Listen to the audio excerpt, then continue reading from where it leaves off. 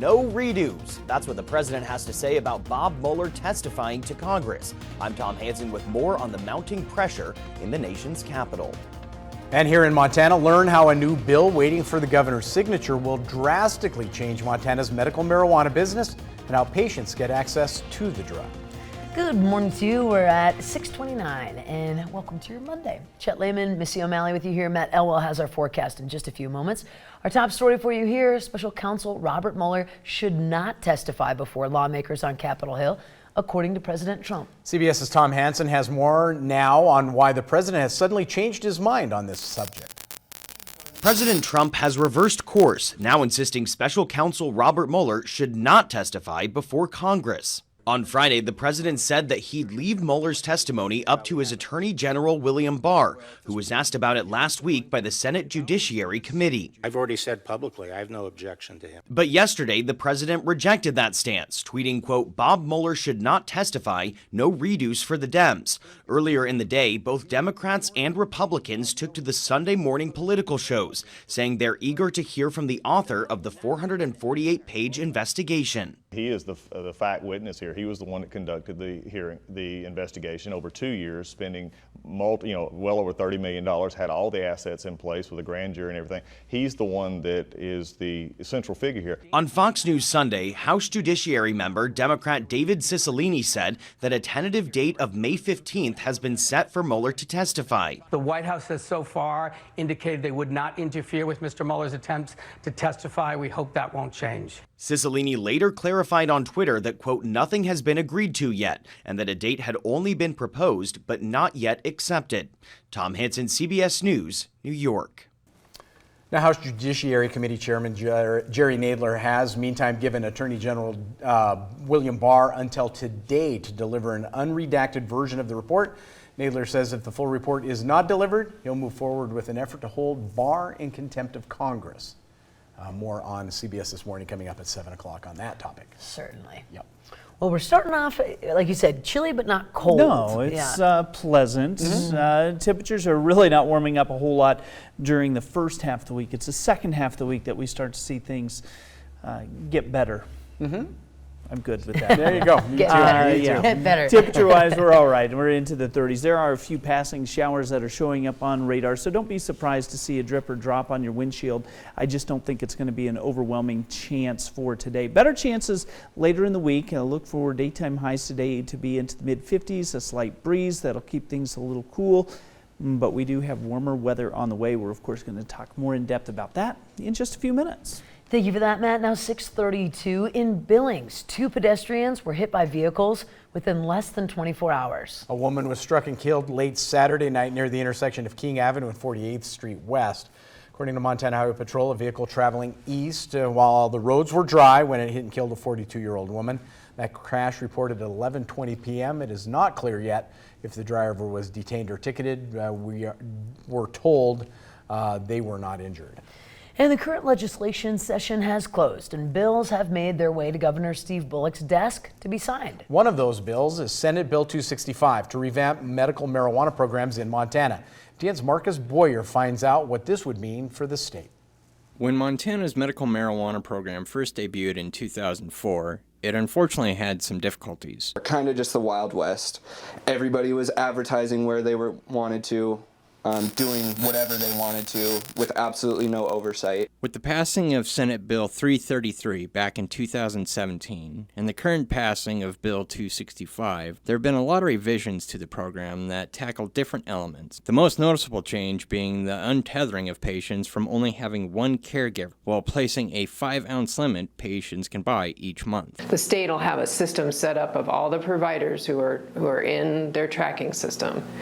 And you can choose whichever one you want to go to. So that'll give patients the freedom if they're traveling to go somewhere else. For patients now being able to shop at multiple dispensaries, what does that mean for the competition in the industry? It's also going to allow providers to focus much more so on their niche. Say one provider is excellent at making edibles, and the flower they grow isn't quite as excellent.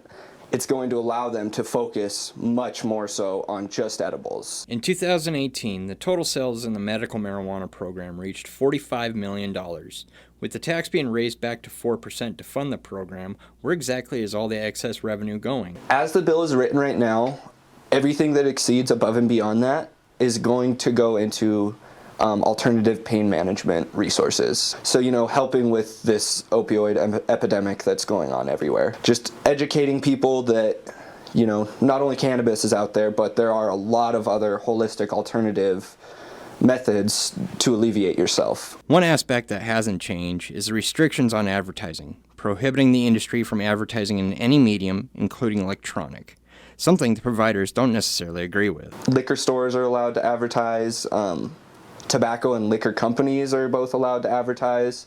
So what makes cannabis any different from that? I find it odd that our business is one of the few where we're not allowed to do that. I mean, advertising, any other business can advertise. Now, the one thing that we can do as providers is create a website. It's not allowed to have any sort of pricing on it, any sort of availability, any bit about what we do, just the business that we are. With the laws changing and the industry continuing to grow, what do providers hope for the future, and how do they feel about this change? One big thing that I want to see is providers working more so with each other, and it being a lot less cutthroat. I think it's a positive move. There's going to be drawbacks to any laws that change, but overall, I think we're moving in the right direction in Montana to help our patients out. Reporting in Billings, Marcus Boyer, MTN News.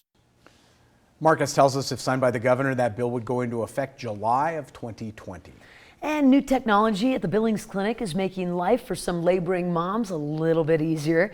It's a wireless fetal monitor attached to the belly and tracks mom and baby throughout the delivery process, minus all of those cords. Nurses began using this technology in February. It's only been available in the U.S. for about a year and a half. And because it uses wireless signals, laboring moms can get up and move around during labor. Nurse Haley Fisher fought to get this new technology at the clinic and says it's already proven to be extremely beneficial. It's been proven in multiple studies that being able to ambulate and be up in different positions, such as on birthing balls, in the shower, in the tub, a lot of these different positions help moms with the actual labor process itself and helping it progress. Now, Fisher says once the device is on it, it does not have to be repositioned, unlike the traditional fetal monitors, which must be adjusted every movement of mom and the baby. That's awesome. You've gone through that process 3 times. Watched it. I haven't obviously had it on me. I watched it with Lynn for sure. But to see that, yeah, it's phenomenal. That's so great. Try to find something to make it as comfortable as you possibly can. Big fan. Yes, absolutely. Yeah. And technology has changed the way we live in countless ways. Now, access to information and inspiration has fundamentally changed the team at Licati Architects and how they approach their work. This week under the big sky, Jerry Licati shares how the Licati look has evolved and continues to evolve. Under the Big Sky is sponsored by Rocky Mountain Vein Clinic and Markovich Real Estate. Back in the 90s, we had a Licati look. It sold a lot of projects for us, but once we got there, I went, uh-oh. That whole idea of rediscovering yourself, we really do take that pretty seriously. We still use stone, we still use metal, we still use glass, but it's interpreted a lot differently today than what it was 10 years ago, what it was 5 years ago. What we bring to the table, it changes every project because every client is different, whether it's commercial or residential, and that is the fun part for us. So really what we're going to design in 10 years, I don't know what it's going to be. The sky is the limit. At a press of a button, we can see what's being built in Dubai. We can see an interesting building being built in downtown San Francisco. That might influence something. And not only do we draw from that, our clients draw from that. So I've been here since 1978. I've seen a lot of growth. I've seen a lot of people come in. Maybe I didn't understand this when I was younger, but it really diversifies all of our thinking, the way we live, and we don't get stuck in the fact that everything needs to be a log home. I want to feel like I'm in Montana, but at the same time, I want it to be clean, I want it to be crisp. That influence mixed with the fact that they want to be here because they love the lifestyle. I think our area really is special. What's important is the people that are here. Yeah, it does offer a lot in all the natural things we have. It's a cool place, but it's only cool if you meet people. It happens pretty quickly here. People just let their guard down. And of course, you can watch and re-watch all of our Under the Big Sky stories by visiting our websites. Fascinating human. Great stuff. Yeah, got some stories to tell. Absolutely. No doubt about it. We do have to take a quick break.